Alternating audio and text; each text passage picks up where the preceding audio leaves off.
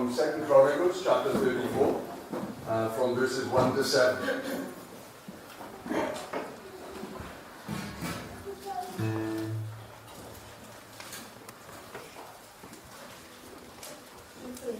Chapter 34. Josiah was 8 years old when he began to reign, and he reigned in Jerusalem 31 years.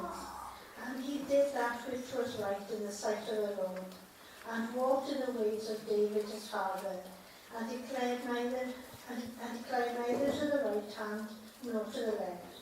For in the 8th year of his reign, while he was yet young, he began to seek after the God of David his father. And in the 12th year, he began to purge Judah and Jerusalem from the high places, and the groves, and the carved images, and the molten images. And they break down the altars of Balaam in his presence, and the images that were on the high above them. And he cut down and the groves, and the graven images, and the molten images. He brake in pieces, and made dust of them, and strode them upon the graves of them that had sacrificed unto them. And he burned the bones of the priests upon their altars, and cleansed Judah and Jerusalem. And so did he in the city of Manasseh, and Ephraim, and Simeon, even unto Naphtali, with their mattocks round about. And when he had broken down the altars and the groves, and had beaten the graven images into powder, and cut down all the idols throughout all the land of Israel, he returned to Jerusalem. May God bless the reading of his word. Let's have a little look at these verses then in 2 Chronicles 34. Josiah, quite a few things said about him, some encouraging things, but verse 3 tells us that when Josiah was still young, when he was just 16 years of age, he began to seek the Lord. And it's a full account that we have of this young man. Remember when we looked at Hezekiah, he's 25 years old, he becomes king, and his decisions had already been made. They veiled, we don't know what decisions they were, other than that he must have given his heart fully to the Lord, but we're not given any details regarding that. Now Josiah is a little different. He comes to the throne as king 8 years of age. Can you imagine that? There we are. How old is Noah now? 5. Another 3 years, look, and you'd be king of all Judah, you would know Noah. Where is it, Millie there? Yeah. Millie? How old is Millie? 3. Be 5 years before you're queen of all the land, Millie. There we are. There we are. Huh? Oh, Grace. You're already past it. 8 years of age, how old are you, Grace? 10. 2 years. Mind you, you ruled as queen really young. There we are.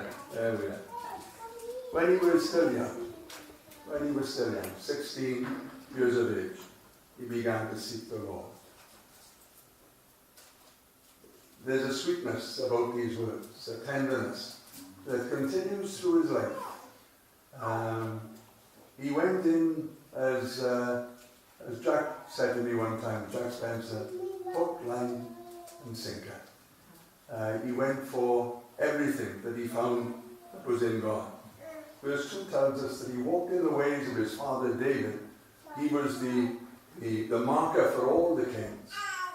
He did not turn to the right nor to the left. Didn't turn aside at all. He was constant. Constant. And as we go through the different things that we find that as the years pass, his constancy continues. His tenderness continues. His fervour for the Lord continues. It's not worn down. It doesn't become embittered. His relationship with Christ is a real living relationship. In the account in the book of Kings, 2 Kings chapter 23, this is what it says about him there. There was no king like Josiah, before or after, that would turn to the Lord with all his heart and soul and might. It's quite a testimony to have, isn't it? There was no king before him, That would include David. There was no king before him, nor any king after him, that turned to the Lord with all his soul, and with all his heart, and with all his might. What a tremendous testimony to have, isn't it? It's a little bit like Caleb, where it says concerning Caleb, he followed the Lord fully. He followed the Lord fully. He gave his heart completely to Christ. Verse 3 talks from the 8th year of his reign. That's when he began to seek the Lord, when he was 16 years of age. In the 12th year of his reign, now that's when he was 20. And it's worth pointing that out now. In the 12th year of his reign, he became king at 8. In the 12th year, he's now 20 years of age. He began to purge the land of Judah and Jerusalem, and of all the high places and altars and idols. He began. Doesn't mean that he completed it, but at 20 years of age, he made plans to step forward to purge the land. If he's a man that has followed the Lord fully, then that would suggest that that 4 years, one has been a time of preparation, but probably also a period of opposition. Whereas a young man, he would have had to overcome the prejudices, the bias of being such a young individual. I remember when I was converted at 20 years of age. The boys down the tar plant knew me since I was 16 years of age. I just turned 16 when I started my apprenticeship. And the look sometimes of, not scorn, that's too strong a word, but a little bit of mockery in it, but not too much mockery. But you're only a boy. What do you know about life? You're only a boy. And it's difficult when they see the changes that are wrought in a Christian's life. It's difficult for people to embrace it. And so he has to overcome these things. He has to overcome the bias against his youth. And also the preference that they might have for the idols and altars and high places that were in the land. And so at 20 years of age, he began to purge. Quite interesting. In the 13th year, the next year, once he's begun to start the purge, in the 13th year, we hear the call of Jeremiah. It says in the first verse of Jeremiah that the word of the Lord came to Jeremiah in the 13th year of Josiah the king. You see what happens sometimes is that when God speaks to your heart, and you might be feeling within your own soul that you're the only one amongst many, but he has this wonderful way of raising up people who will stand by your side, who will appreciate your efforts and your endeavors and your works before the Lord. And so we find with this young man at 20 years of age, we find that a teenager has now been called by the name of Jeremiah. He's just a young man now, and the word of God comes to him in that first year for Jeremiah, but the 13th year of Josiah, he's called. We find in verse 6, chapter 34, verse 6, it says this: So Josiah did in the cities of Manasseh and Ephraim, Simeon, and as far as Naphtali. What did he do? In the 10th year of the 12th year of his reign, he began to purge the land of Judah and Jerusalem. And he found great success in all that he did. But you know, he looked out beyond the boundaries. He looked out beyond the limitations. By this time, the northern tribes had been completely decimated. The numbers that were up there were few in comparison to that which was down in Judah. But here we find that he himself goes up to Manasseh. He goes up to the tribe of Ephraim. He can easily come in contact with the tribe of Simeon because they're right next to him in the land of Judah. But it says he goes up as far as Naphtali, right up to the north of the country. Verse 7 says, he returned after going throughout all the land of Israel. Here was a young man whose heart was growing bigger day by day. It was not diminishing with the challenge. He was not weakening with the call of God within his soul. He could see the need for a revival, not only in his heart, but in the hearts of the nation. And so he went amongst all his people and brought down all the high places, all the altars, all the idols. He broke them all down and burnt them and smashed them to the ground. And then he went throughout all the land of Israel, wherever there were Jews gathered in those northern tribes, he gathered them together and broke down the high places, the places of worship that were outside of the temple, where people could do what they would want to do, and he would break down the idols and the altars that were set up there. He was a young man with a big heart, just 20 years of age when he started.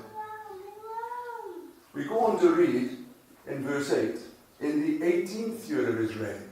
So this is 6 years later. He's now 26 years of age. He was converted at 16.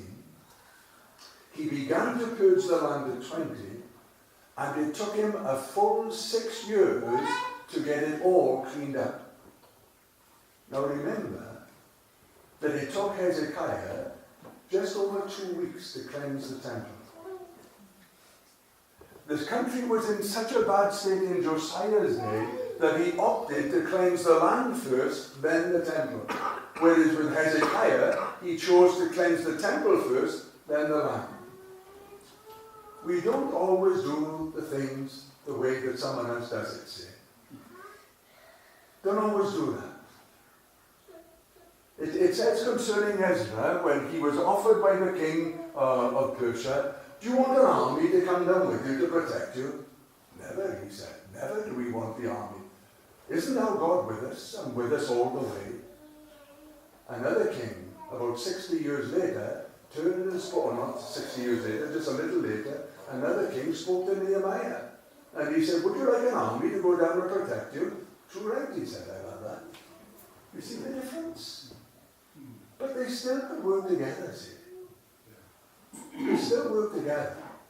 And there may have been people there who said, well, wait a minute, when Hezekiah did it, he did it this way. Surely it's the temple that's important. This man was following the Lord fully, and he was conscious that the people of the land needed to be purged, needed to be cleansed.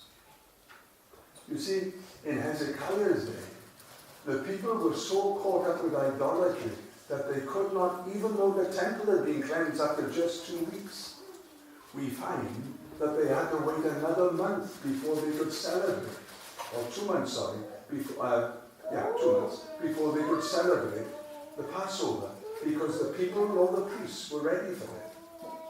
But here, in Josiah's day, they're going to be ready for the Passover and to enter into the temple.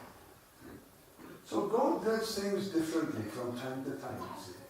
Never contradicting himself, but he uses the vessels that he has, and he uses them in a way that he wants to use them. So here he is, 26 years of age now. When he had purged the land and the temple, he sent men to repair the house of the Lord. You dread to think the state the house of God must have been in. If it had taken over 6 years to cleanse the land and Jerusalem, for him to cleanse the temple as well, you dread to think the state that the temple must have been in, that only now he could repair it. Why didn't he do it straight off? Well, it's quite clear as you go through in the book of Kings as to what's going on. The temple has been robbed of all its treasures. There's no money to finance the repairing of the temple. And so as he's gone throughout Judah, and as he's gone through Manasseh and Ephraim and Simeon and Naphtali, as he's gone throughout all Israel, he is conscious of this one fact. The temple of God has to be ready for God to enter into it and for the people to. And so he brings out collections. And he asks for monies. It's quite clear that that's the implication it gives when we read through 2 Kings. Here is a man with purpose. Here is a man with a vision. It's burning within his soul We sing that hymn, "'Tis burning in my soul, 'tis burning in my soul." This man has a burning passion within his heart, and he's willing to be patient, not to rush the job. As Neil said, as I mentioned last week, God is good and best at the big game, or the long game. We want to get things done all in a moment, especially the younger we are. Sometimes the older we are, because we know we haven't got so much time left. We want to get it done. This man is a man of vision. He's a man of purpose. Once repairing the temple, it's a lovely little verse again, and again it's a lovely encouragement. For when you make your stand for the Lord, whoever you are here now, whether you're 16, 60 or 80 or more, when you make your stand for the Lord will very often raise up people around you who Josiah and the writer of Chronicles calls faithful men. Faithful men. All the monies that had been collected had been given to the priests who were supervising the work that was in the temple, to repair the temple of the Lord. And this is what it says. The priests and the Levites gave the monies to the men to do the work because they were counted as faithful men. Faithful men. That's a word that doesn't fit in with today's vocabulary. To be faithful, to be loyal. In fact, the word love, its connotations come from that type of phraseology. It comes from faithfulness. It comes from loyalty. And so we find here that God had raised up Jeremiah to encourage him. God had raised up faithful men around him. He had a priest called Hilkiah. He had others that were almost unpronounceable names, but had followed in the footsteps of their fathers. We're told of 3 men that were living in the days of David and Solomon, Heman, Jeduthun, and Asaph. And they were seers. That means that they were people that heard the voice of God, but interestingly, they heard it when they played music. They were the choral leaders, the music leaders. And as they would play, the voice of God would boom into their souls. Doesn't it say about Elisha? When that lady came to him, she said, he turned and said to her, "I don't know what's happening here. Bring the minstrel in, that he may play before me, that I may know the word of God." We've got a picture of a minstrel with those big floppy shoes, and a funny hat and all these things, isn't it? But they would come in, and they would play that. Do you know there is a way to play music that can set and lead the congregation in worship? There is a spirit that can rest upon the people of God. We looked at it last week with Hezekiah. When the song of the Lord began. What a wonderful thing to find God amongst our musicians, amongst our leaders in worship, that God would inspire and bring such breaths of music to our hearts and ears that we would be set off to sing to Him. Well, whilst repairing the temple of the Lord, this is what it says concerning it. Verse 14, Hilkiah the priest found the book of the law of God by Moses, and it was read to Josiah, and when he heard, he tore his clothes. Amongst all the rubble, the cupboards that had been half opened, half shut, toppled over and all the different things, as they began to move away all the debris, they found the book of the Lord of God. That implies that it was not for public viewing, doesn't it? It implies that the relationship that the people might have was not always looked upon from the Word of God, because this had been buried amongst all the rubble. It seems to imply that there was just but one copy. It would seem to imply that. Just one copy of the Word of God. Just one copy of the law of Moses. And as Hilkiah picked up the Torah and he read through the various pages or sheets that would have been there, he felt within his own heart, this needs to go to the king.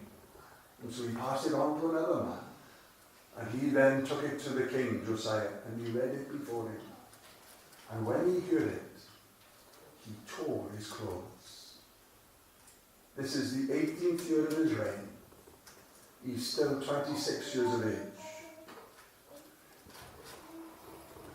He understands that judgment awaits the people of the land. And what he needs to know is this: will I see that judgment in my day, or will it be another day? And so he sends off to Huldah, the prophetess. You see, young Jeremiah coming up, Huldah the prophetess, aged now. You see, the voice of God can speak into young and old. And he has one question to be asked: does this word apply to me today?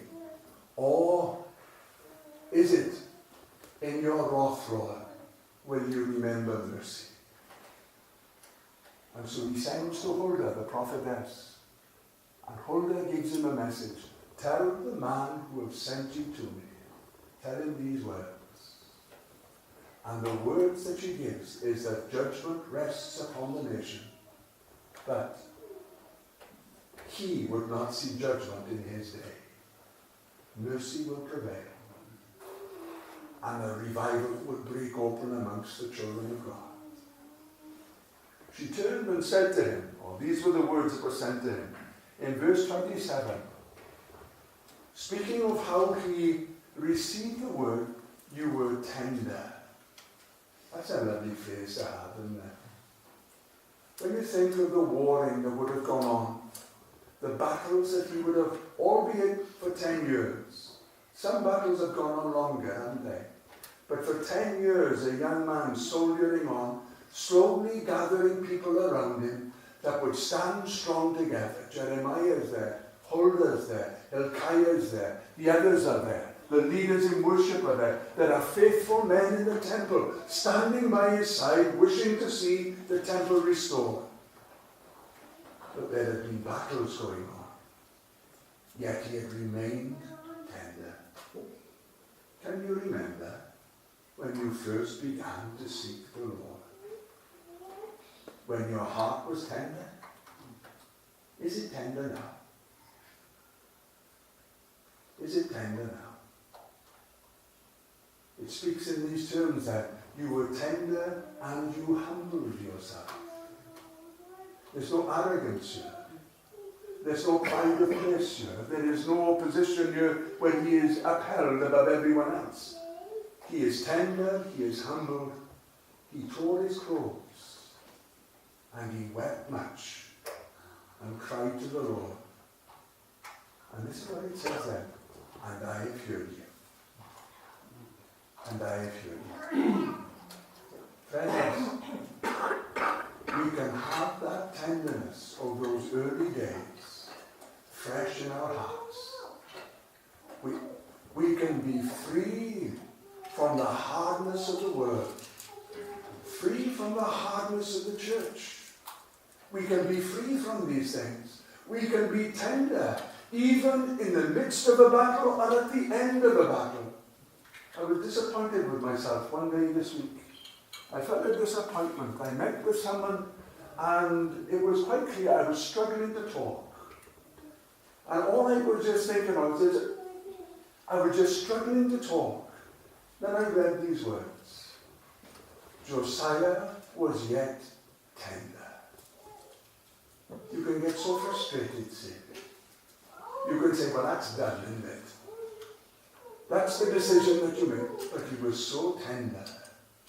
He was so humble. He was so prayerful that God was able to hear him. I'm not convinced that the Lord would have wanted to have heard me after that one little chat that I had. I never said nothing offensive.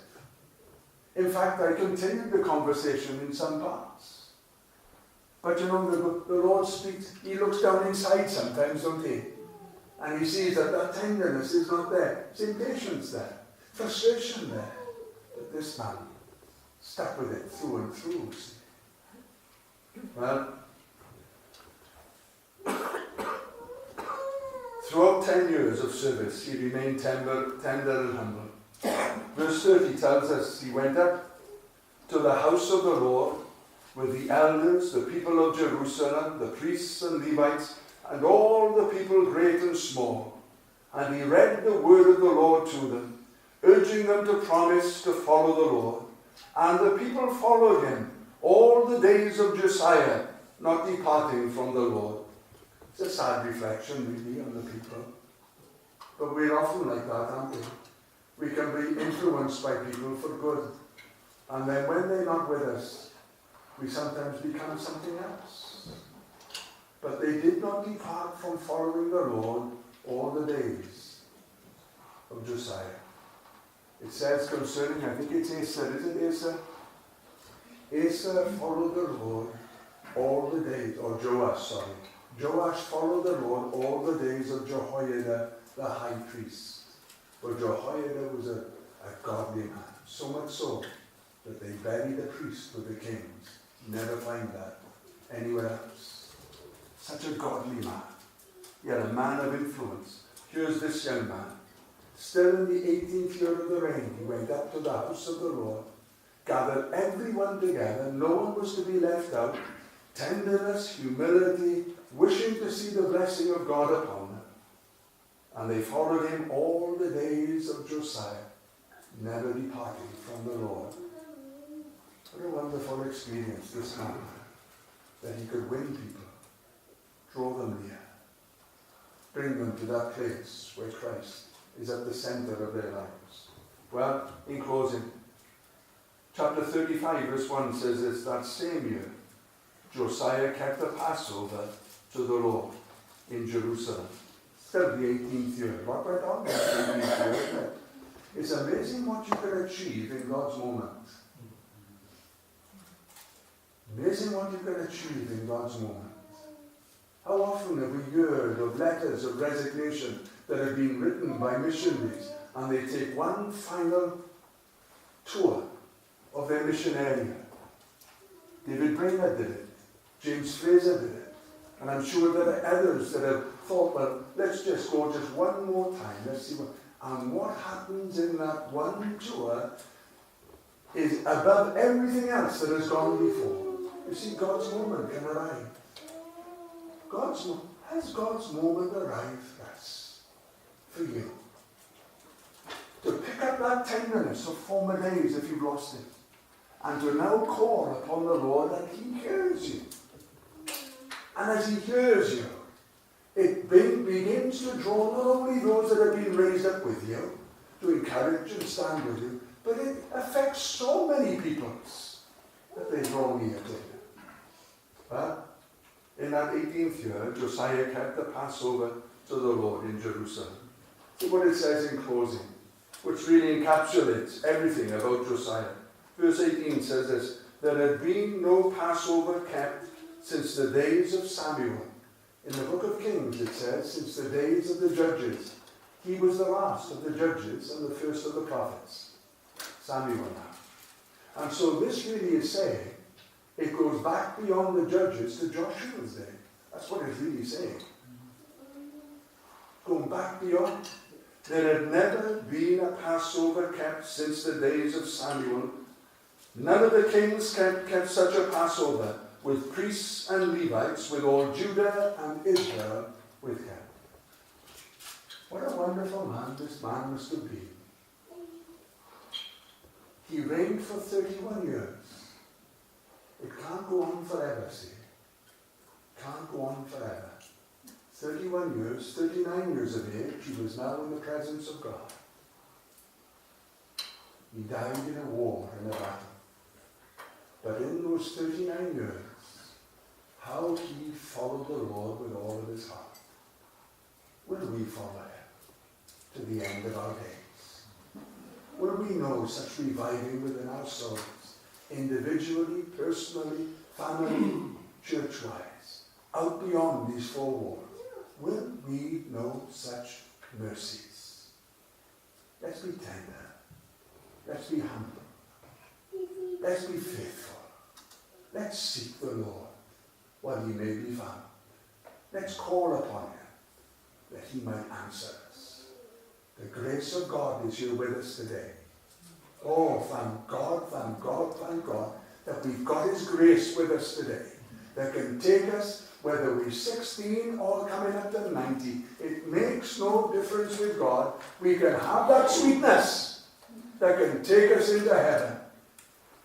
Oh, may heaven come down to earth. And let its fruit be seen in Jesus' name.